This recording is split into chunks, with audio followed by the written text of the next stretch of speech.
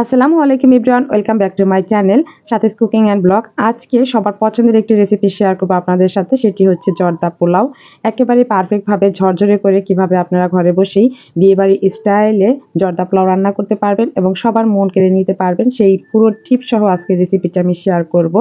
দেখেই বুঝতে পারছেন কতটা লোভনীয় এবং আকর্ষণীয় হয়েছে, খেতে কিন্তু তার থেকে বেশি টেস্টি ছিল। একেবারে সহজভাবে আমি দেখানোর চেষ্টা করব। আশা করছি আজকের ভিডিও আপনাদের খুবই ভালো লাগবে।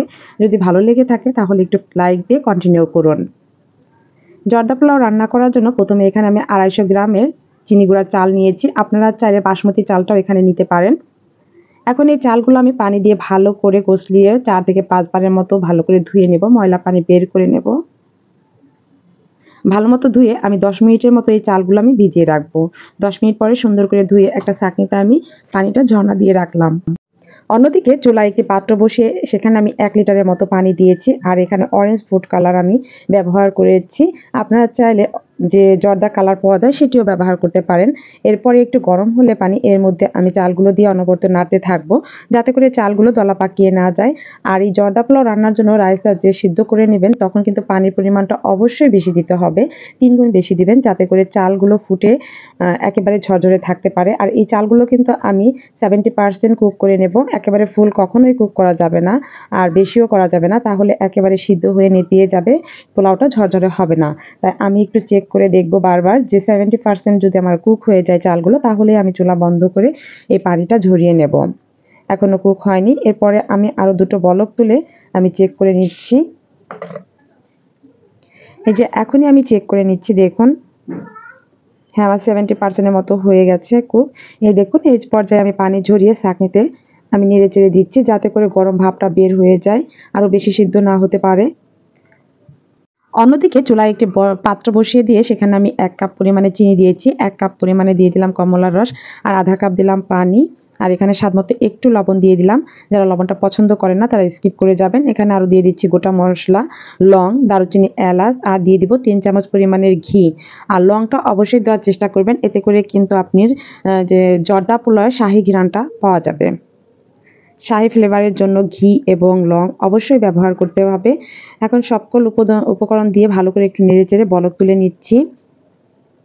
চালটা যদি একটু বেশি ফুটে যায় সেখানে ট্রিক্স হচ্ছে আপনি এখানে পানির পরিমাণটা কমিয়ে দেবেন। যদি বাই চান্স আপনার চালটা বেশি সিদ্ধ হয়ে গেছে সেক্ষেত্রে আপনি এখানে পানিটা কম অ্যাড করবেন। আর কমলার জুসটা ব্যবহার না করলে আপনারা পানিও দিয়েও রান্না করতে পারেন, তবে কমলার রস দিয়ে রান্না করলে এটা খেতে বেশি টেস্টি হয়।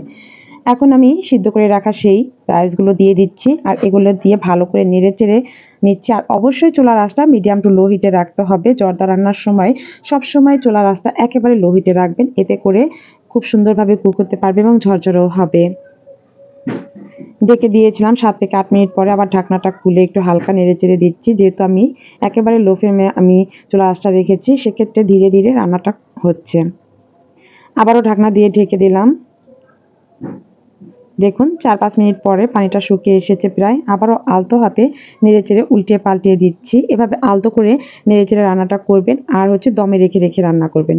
এখানে কিছু ড্রাই ফ্রুটস দিয়ে দিলাম, কাজু বাদাম, কাঠবাদাম আর কিশমিশ, আর দিয়ে দিব আমি এখানে মোরব্বা।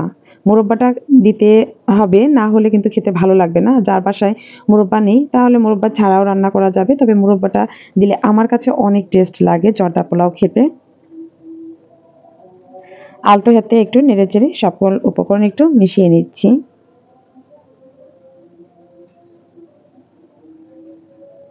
আবারও ঢাকনা দিয়ে ঢেকে আমি দমে রেখে দেব। এভাবে দমে রেখে রেখে আমি রান্নাটা করব। ঈদে বা যে কোনো বিয়ে বাড়ি বা যে কোনো অনুষ্ঠান আয়োজনে কিন্তু এরকম মজাদারভাবে আপনিও ঘরে বসে তৈরি করে নিতে পারেন জর্দা পোলাও, এবং সবাই খেয়ে এতটা প্রশংসা করবে, মাশাআল্লাহ আমার রেসিপিটা ফলো করে স্টেপ টু স্টেপ আপনারা রান্না করে দেখবেন, একেবারে পারফেক্ট রেজাল্ট পেয়ে যাবেন। সবশেষে আমি এখানে আবারও আরও 1 চামচ ঘি অ্যাড করে দিলাম। ঘিটা সবার শেষে যদি আরও একটু অ্যাড করেন তাহলে আরও একটু শাহী ফ্লেভার বের হবে। আলতো করে নেড়েচেড়ে রেখে দিয়েছি। আমার রাইসগুলো কিন্তু প্রায় সিদ্ধ হয়ে এসেছে। এখন আমি দমে রেখে দেবো 10 থেকে 15 মিনিটের জন্য। 10 থেকে 15 মিনিট পরে আমি সার্ভ করে নেব। দেখুন আমার রাইসগুলো পুরোপুরি সিদ্ধ হয়ে গেছে। এখন আমি সার্ভ করে নিচ্ছি। ঠান্ডা হয়ে যাওয়ার পরে কিন্তু আমি সার্ভ করছি। দেখুন কতটা ঝরঝরে এবং পারফেক্ট হয়েছে। উপরে কিছু কাজু বাদাম, কাঠবাদাম দিয়ে পরিবেশন করে দেব। আর কিছু দিয়ে দেব বেবি সুইটস। বেবি সুইট দেওয়াতে দেখতে অসাধারণ লাগছে, খেতেও কিন্তু আরো বেশি টেস্টি লাগবে। দেখুন ঝটপট তৈরি করে ফেললাম আমি জর্দা পোলাও। একেবারে সহজ এবং অল্প কিছু উপকরণ দিয়েই তৈরি করে নেওয়া যায়। যদি আজকে আমার রেসিপিটি ভালো লাগে থাকে অবশ্যই আপনি লাইক কমেন্ট শেয়ার করে দিবেন। আর চ্যানেলটি সাবস্ক্রাইব করে বেল আইকনে ক্লিক করে নোটিফিকেশনটি অন করে রাখতে পারেন, যাতে করে এরকম নতুন নতুন ভিডিও দেওয়ার সাথে সাথে আপনাদের কাছে পৌঁছাতে পারে। সবাই ভালো থাকবেন, সুস্থ থাকবেন। আজকে এ পর্যন্তই। আল্লাহ হাফেজ।